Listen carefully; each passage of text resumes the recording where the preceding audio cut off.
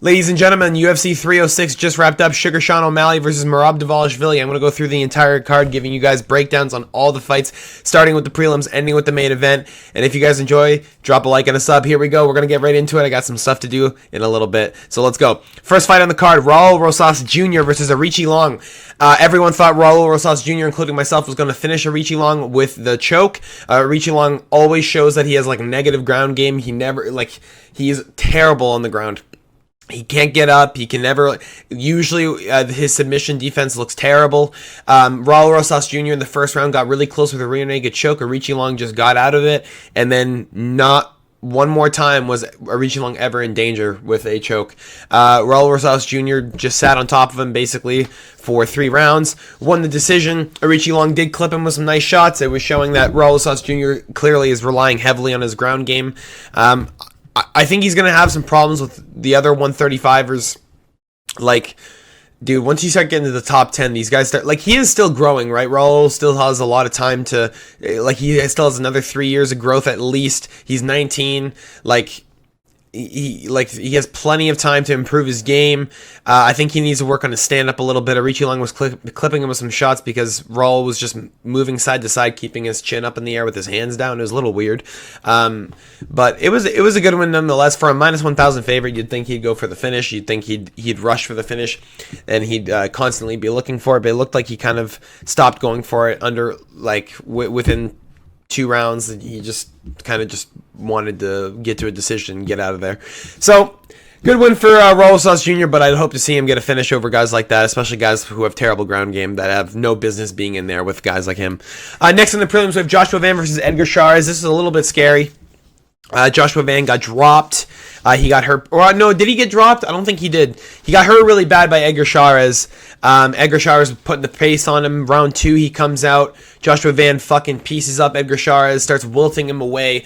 And 3rd round, Edgar Chairez just looks like he's completely exhausted. Every time Joshua Van did an offensive takedown, was wrestling Edgar Chairez, looked like Chairez didn't have an answer for him other than throwing up some submissions. He was close with a triangle a couple of times, close with an armbar 1 time or 2 times. Chairez still throwing up offensive grappling even though he's on his back. But Joshua Van getting it done, 29-28. I thought he won round 2 and 3, so I agree with the decision there. Chairez was using his jab really well in round 1. Just looked like he didn't have the gas tank you'd expect him to have for a 3-rounder. Joshua Van still looked a little sketchy, but again, he had no training camp for this. He was on his couch when he got the call, and he came out and showed up as a minus 290 favorite coming off the couch, bro. It's a little insane, but he did get dropped. He did recover quite well, and it showed his cardio is nothing to be fucked with, especially at 125, man. Those guys, like Edgar Chairez, I really feel like he should have had a better gas tank. I'm not too sure why he gassed out so quick. Like he's fought guys long before, like even in Contender Series and shit. He fought Tatsuo Tara to a decision. I'm not sure. Like he looked a lot different in that fight. I don't know. A good win for Van though. Next in the prelims, we have Ketlin Souza versus Yasmin Yergui. Exactly what I fucking said was gonna happen right before it did. I was streaming this. I said right before, Yergui, it looks like she's gonna get knocked out again. I was thinking about it. Denise Gomes knocking her out against the cage. Souza looked like she had the exact same stance that fucking Gomes did. It looked like she was being ready to counter-strike and clock her at any time. And that's exactly what happened. Yasmin Yergui gets caught with a left counter. Souza throws a right hook and then a left hook. Left hook chins Yergui, like fucking chins her. Drops her to the ground. Souza hops on a rear naked choke that looks like it's about to slip off, and then she just locks in the back control. Yasmin fights the hands, doesn't tap, gets choked out completely cold, and shows why she should not be a minus 500 favorite. It was ridiculous, first of all. But Yergui was is a really good kickboxer. I really thought she was going to be able to piece up Souza. I thought she was going to have a little bit more better distance management, but no, she kept going into the pocket and she kept swinging with her chin out. And she got caught exactly how you would think she got caught. She got caught basically the same as Joshua Van, just staying in the pocket a little too long. Or not, well, opposite. Joshua Van was at distance a little too long. He needed to be closer. Yergui needed to be farther away. She was closer. But she did get caught. unfortunate. Souza with a very good victory, though. Probably the biggest victory in her entire career, coming from Invicta as a champ. Hopefully, especially at 115, there's not a lot of talent there. I would like to see Souza fight some better opposition. She looks like she has some power. She definitely can get some stuff done at 115. Next in the prelims, we have Manuel Torres versus Ignacio Bahamondes. It's like I said, Manuel Torres, whenever he throws strikes, he likes to keep his chin up in the air. He'll walk in. He expects his chin will hold up. He really hopes that he'll take you out before you take him out. And this is just not the case. Ignacio Bahamondes is one of the most creative strikers still, most underrated strikers I've ever seen in the UFC. People do not give him his heyday. He is 16-5, but those 5 losses, man, he's learning from every single one. He's looking improved in every single fight. 27 years of age. His strikes looked impeccable in that fight. Manuel Torres gets caught with 2 of the same exact counters. I believe it was a counter left, if I'm not mistaken. No, it was a counter right, I think.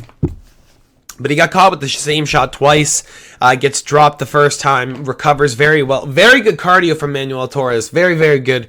Second time gets dropped, covers up, covers the back of his head like this. Ref says move, doesn't move, and they stop the fight. Immediately after the fight, Manuel Torres gets up and embraces Ignacio Bahamondes, talks to him. So really showing the cardio of Torres, that he can get cracked and still recover. That man, I think he was just really, really hurt. I think he got hurt really, really bad with that counter to the chin. I think he was really discombobulated. His nose was definitely broken. I think he was just giving up. But he ain't no bitch. Like, this man literally got up right after. Like, he has incredible cardio, showing some incredible endurance, but Ignacio Bahamondes should not have been a plus 120 underdog. Bahamondes is just more creative in the striking. He showed a lot of kicks. He was throwing some head kicks, throwing some kicks up the middle, keeping a wide stance, throwing those leg kicks. He was missing a couple at the start, but he was chopping at the legs, trying to slow the movement down of Manuel Torres, trying to slow the side to side and then the blitzing pressure. But very, very good win for Ignacio Bahamondes. I'm very excited to watch him fight again at 155. Lightweight's probably the best division at this point. John Anik was talking about it last night. I agree with him wholeheartedly. Very, very, very stacked division at this point. Now, top of the prelims, we have Norma Dumont versus Irene Aldana. Norma Dumont beat the fuck out of Irene Aldana. Irene Aldana took too long. She took the first round off, it looks like. Second round, she looked nice. Was making Norma bleed a little bit on the nose. No, that was third round, I think. But Irene got cut a little bit here, and then a clash of heads opened up one of the worst cuts I've ever seen in the UFC. I can't show it. I think I'll get taken off YouTube for it. But it was absolutely nasty. Just look up Irene Aldana cut UFC Noche. It was really bad. Irene Aldana had a split right down the middle of her head, basically like from here to here. It looked really, really bad. Looked like it was from a fucking horror movie. It looked like it was painted on. Norma Dumont wins 30-27. I thought maybe 29-28, but 30-27 definitely is 100% a possibility. I think I was just biased towards Aldana because I was hoping she would win. Norma Dumont showing that she really can fight at the top 5, looking like she's going to get a title shot next or fight for that number 1 contender spot. But still, incredible fight at bantamweight for these ladies. Irene Aldana needs to go back to the drawing board there, taking a little bit too much time off, taking too much time, finding her distance, and just not being able to put out enough output. Norma Dumont was outstriking her by 30 in the first round. Pretty bad. Next on the main start of the main card, we have Ronaldo Rodriguez versus Ode Osborne.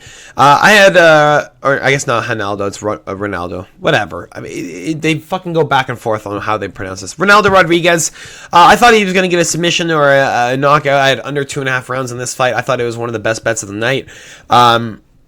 It was close.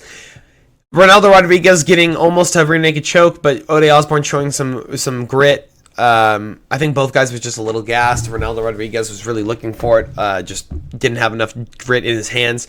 Also, Ronaldo Rodriguez getting knocked out basically in the first round, getting dropped with a counter by Ode Osborne when he's going in. Lands on the ground, gets basically woken up and fights. Gets locked into a triangle in the first round. Locked in, by the way. Locked the fuck in. And he sits in it for about a minute and gets out of it. No clue how. No idea how this kid got out of that triangle. I'm still questioning to this day. He was literally in a full locked-in position triangle. Ode had the arm to the side. He was pulling on it. He was pulling on the head. And Ronaldo Rodriguez... Oh, no, maybe it was because he wasn't pulling on the head as much as he should have. But Ode was doing all the things I feel like he really should have. But Ronaldo Rodriguez recovers. Ode looks like he blows his gas tank in the first round. Still very fast on the feet, but Ronaldo Rodriguez was having none of that shit. Really mixing up the weapons, mixing up the takedowns, and able to get a 29-27 victory, which I don't understand. I don't know where the 10-8 comes from in the second round for Ronaldo Rodriguez.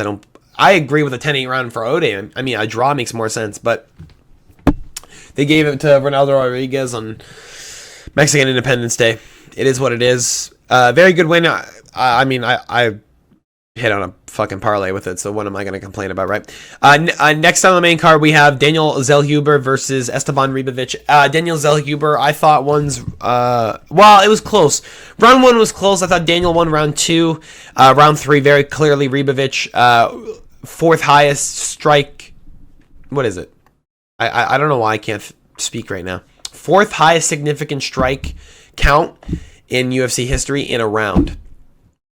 Esteban Ribovic landed like 126 or 136, whatever the number is, in one round against Daniel Zellhuber. Zellhuber never fell to the ground, standing the whole time. Every time he was asked to move, he was moving like a zombie, moving up and down, head to left to right, on the ropes, moving back, up, down.